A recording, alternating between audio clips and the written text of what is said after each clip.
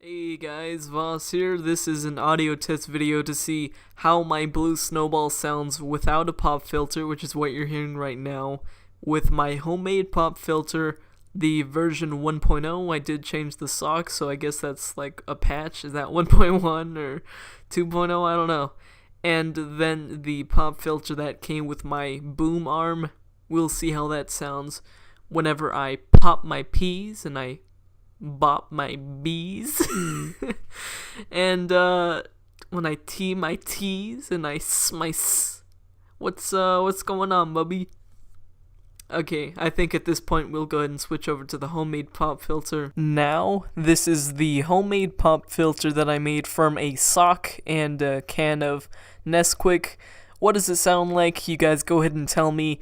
I hope it sounds a considerable amount better than the no filter. I believe that to be true, which is why I've had it quote unquote installed on my microphone now. So let's do a few tests. Let's pop my peas. Let's bop my let's bop my bees. I'm not gonna be able to say that with a straight face. Let's tee my tees and smice. Okay.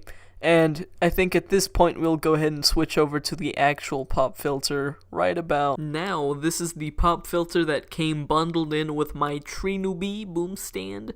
What does it sound like whenever I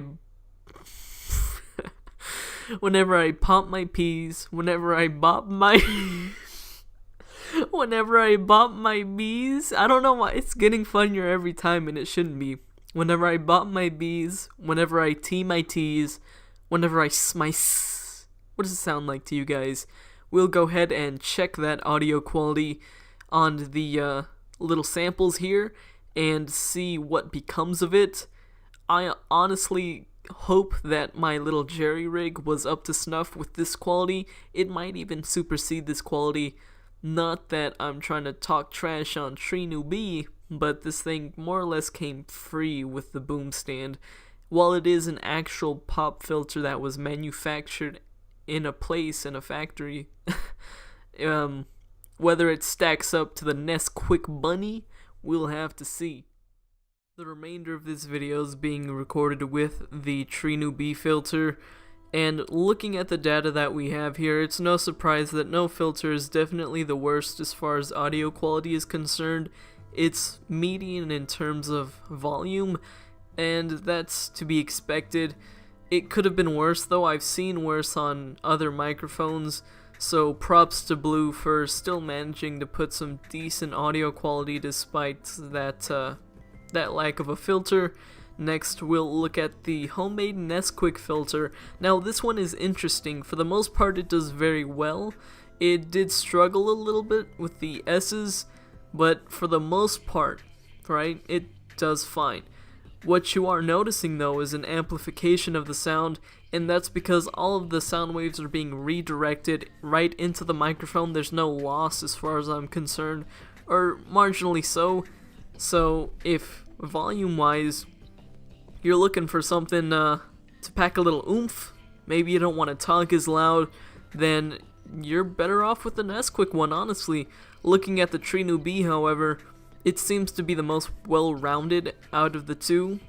It isn't as loud, and that's because there's no redirection going on. The sound waves are filtering through the actual, filter. That's what it's meant to do. So you're not going to get that boost in volume. However, you are getting that clarity whenever you pop your P's, whenever you S your S, and so on. So it's definitely the best out of the three, and for the most part, right, I would still recommend my homemade version if you don't want to buy one, right? This one came free, but if you're not looking to buy like a boom arm, then you're looking from anywhere up to maybe like $15 for a filter. For a really good one, I imagine this one only costs like $6.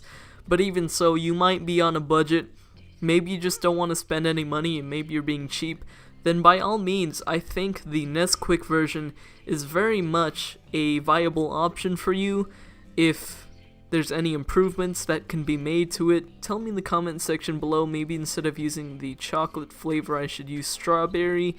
I'll go ahead and do some more tinkering with it, but it's such a simple thing that is something you can make in like probably 5 minutes. And to boost your audio quality like that, I'm very grateful for the folks over at fucking Nesquik for making such a good base for my filter. And Fruit of the Loom for the socks. Do they make socks? I don't know. There's no brand on this, so whatever. Thanks for watching, guys. Like, comment, subscribe, do all that good stuff, and I hope to see you soon.